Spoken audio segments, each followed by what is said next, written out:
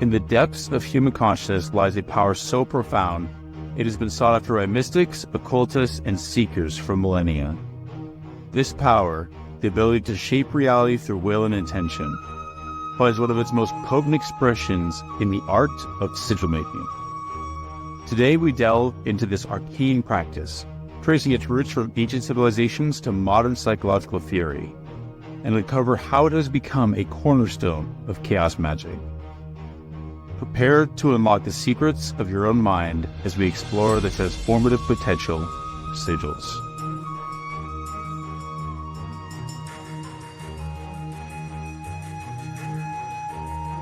Welcome, Brothers of the Arcane, to the Dark Primordial. I'm your host, Ken Schroer, and today we're embarking on an extensive journey into the world of sigil making and chaos magic.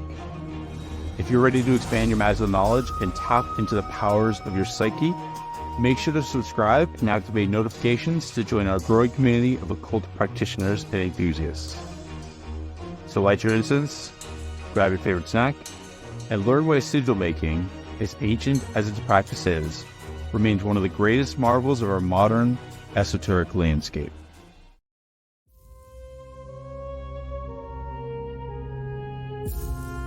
The ancient roots of sigil magic. The use of symbols to invoke supernatural power is as old as human civilization itself. From the cave paintings of Lascaux to the hieroglyphs of ancient Egypt, humans have long understood the power of visual representation to connect with the divine and manipulate reality. This ancient practice continues to influence modern magic.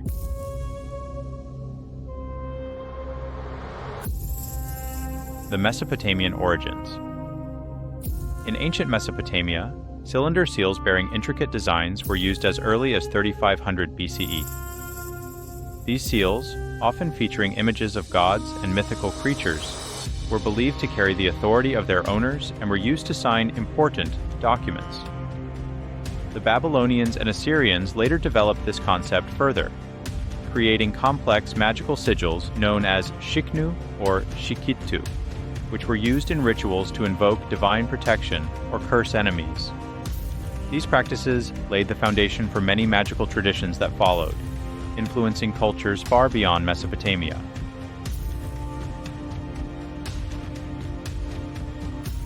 Egyptian hieroglyphs and cartouches. The ancient Egyptians utilized hieroglyphs not just as a writing system, but as a magical language.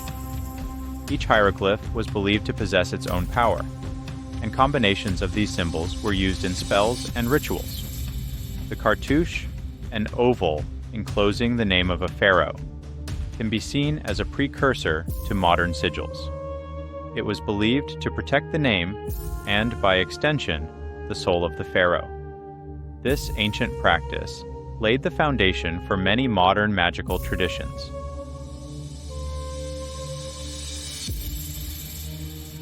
Greek and Roman magical papyri.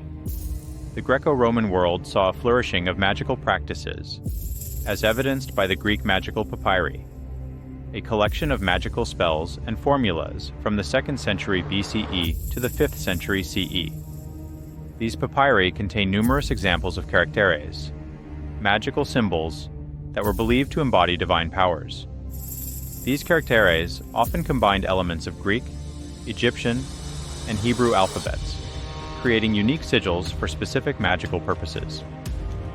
The intricate designs and powerful symbols continue to fascinate scholars and practitioners of magic today.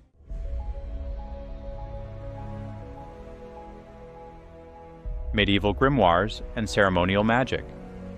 The medieval period saw a systematization of magical practices, with the creation of elaborate grimoires detailing magical rituals, sigils, and ceremonial magic.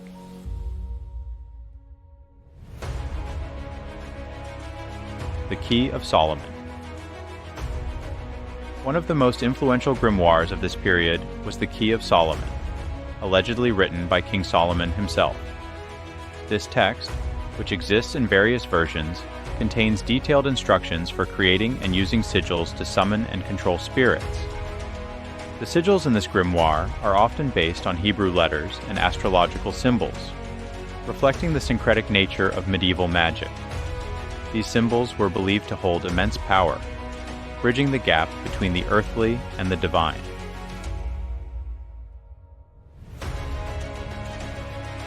Agrippa's occult philosophy. Heinrich Cornelius Agrippa's 3 books of occult philosophy, published in the 16th century, provided a comprehensive system of Renaissance magic. Agrippa detailed the use of magic squares, or chaos, to create sigils for planetary spirits. This method involved tracing the name of a spirit through a numbered grid, creating a unique symbol that was believed to embody the spirit's essence.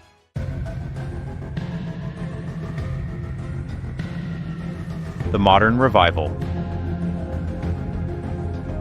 Austin Osman Spare. The 20th century saw a revolutionary approach to sigil magic, spearheaded by the English artist and occultist Austin Osman Spare, who lived from 1886 to 1956.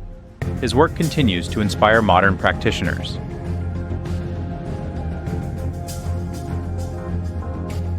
The Alphabet of Desire. Spare developed what he called the Alphabet of Desire, a personal set of symbols derived from his automatic drawings. These symbols were believed to represent primal, subconscious forces. Spare's approach was deeply psychological, viewing magical entities not as external forces, but as aspects of the practitioner's own psyche.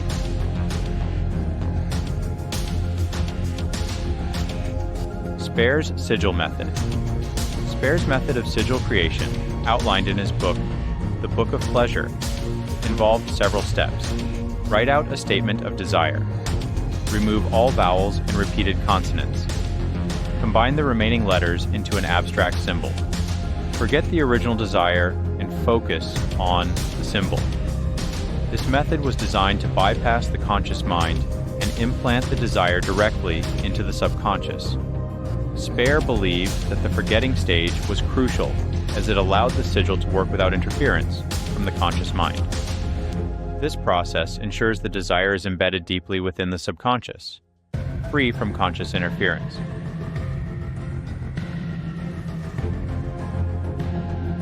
The birth of Chaos Magic. Spare's revolutionary ideas laid the groundwork for Chaos Magic, a postmodern magical movement that emerged in the 1970s, transforming occult practices.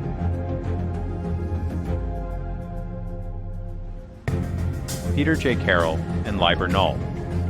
Peter J. Carroll, often considered the father of Chaos Magic, expanded on Spare's ideas in his seminal work, Liber Null and Psychonaut from 1987. Carroll emphasized the importance of belief as a tool, introducing the concept of gnosis, altered states of consciousness used to empower sigils and other magical workings. His work continues to influence modern magicians, blending ancient practices with contemporary thought.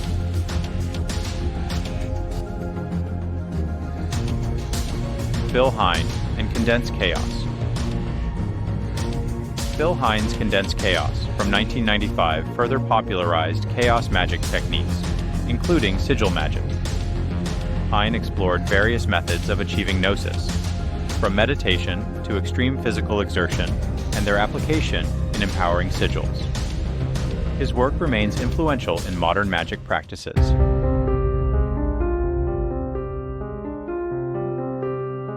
The psychology of sigil magic. Modern psychological theories have provided new insights into the effectiveness and impact of sigil magic on the mind.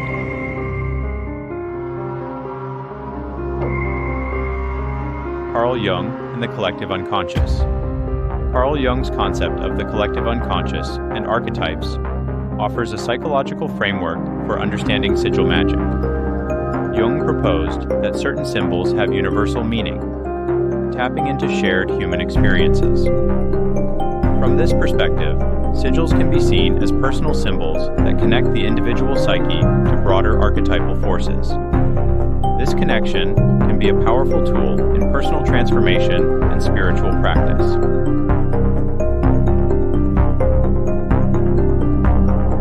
Cognitive science and priming. Recent studies in cognitive science suggest that exposure to symbols can influence behavior through priming effects. This offers a potential scientific explanation for how sigils might work, by priming the subconscious mind to recognize opportunities related to the sigil's intention. This connection between symbols and the subconscious mind is a fascinating area of study.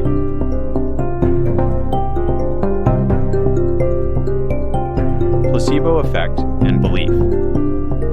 The placebo effect, well documented in medical research, demonstrates the power of belief to create real physiological changes. In Sigil Magic, belief in the sigil's power can create a self-fulfilling prophecy, altering behavior and perception to make the desired outcome more likely.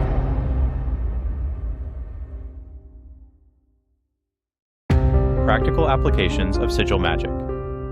Sigil Magic has a wide range of applications in modern magical practice, from personal empowerment to manifesting desires.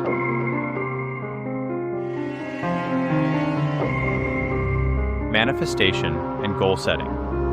Many practitioners use sigils as a tool for manifestation, creating symbols to represent specific goals or desires.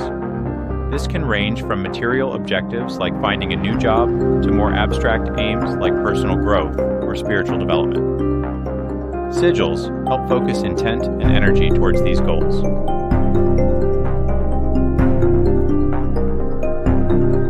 Protection and warding. Sigils can be used for protection, either of a person, place, or object. These protective sigils are often incorporated into amulets or talismans, or placed at the boundaries of a space to create a magical barrier. They serve as a shield against negative energies.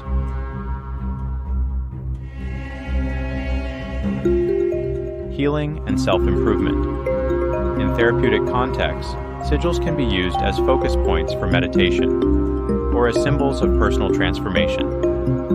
Some practitioners create sigils to represent desired personality traits, or to overcome specific challenges and obstacles.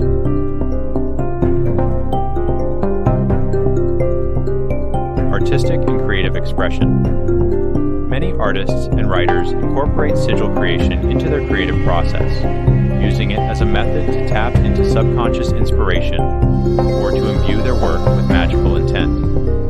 This practice enriches their art, making it more profound and mystical.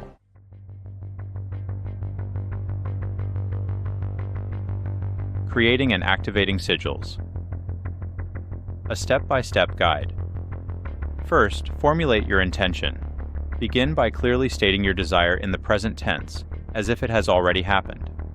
Next, reduce and combine. Following Spare's method, remove vowels and repeated consonants, then combine the remaining letters into a single symbol. Refine the design.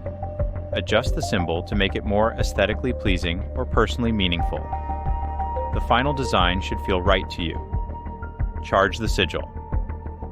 Enter a state of gnosis through meditation, ecstatic dance, or other methods.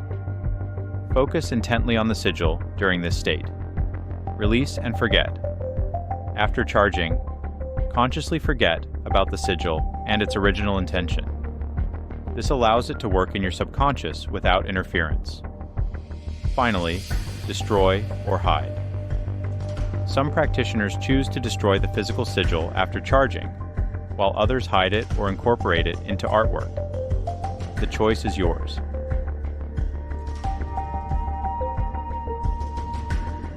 The role of sigils in Chaos Magic. In Chaos Magic, sigils are more than just tools. They represent a fundamental approach to magical practice and personal transformation.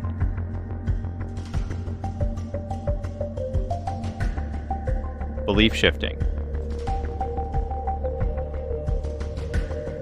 Chaos magicians Use sigils as part of their practice of belief shifting, adopting different belief systems temporarily to achieve specific goals.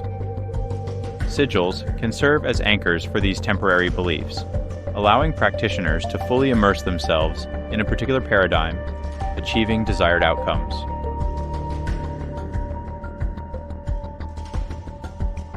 Results-oriented magic. Chaos Magic Emphasizes practical results over dogma or tradition. sigils, with their personalized and flexible nature, align perfectly with this results-oriented approach. Practitioners are encouraged to experiment with different methods of creation and activation to find what works best for them.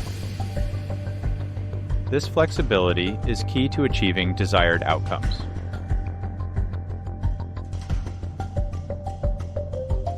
Integration of magic and psychology. The Chaos Magick approach to sigils exemplifies the integration of magical practice with psychological understanding. By viewing magical entities as aspects of the psyche and magical rituals as methods of psychological programming, Chaos magicians bridge the gap between esoteric practice and scientific understanding, creating a unique blend of both worlds.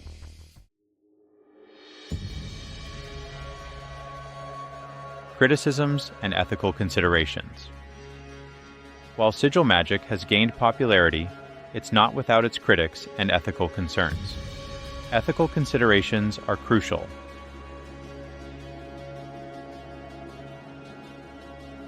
Psychological risks. Some mental health professionals warn that excessive focus on magical practices like sigil creation could potentially exacerbate conditions such as obsessive-compulsive disorder or magical thinking in vulnerable individuals, leading to further complications.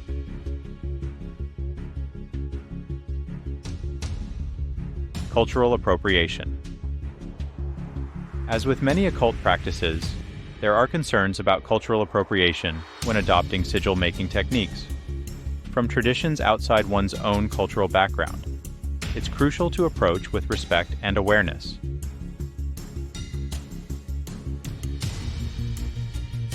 Ethical use of magic.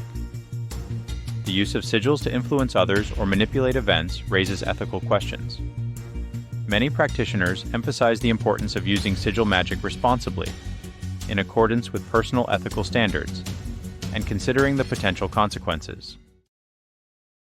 Today, we've journeyed through the fascinating world of sigil making and chaos magic, from its ancient roots to its modern psychological interpretations. As we've seen, this practice offers a powerful tool for personal transformation and magical work, blending the mystical with the psychological in a uniquely postmodern approach. If you found this exploration illuminating, please show your support by checking out our Etsy and Shopify stores. We offer a curated selection of handcrafted and ethically sourced magical tools, books, and supplies to support your spiritual journey. Links are in the description below. Don't forget to like, subscribe, and hit the notification bell to stay updated on all our explorations of the magical world around us. For those of you inspired to begin your own sigil practice, remember that magic, like any powerful tool, should be used responsibly and ethically. Start small, experiment, and most importantly, trust in your own intuition and experiences.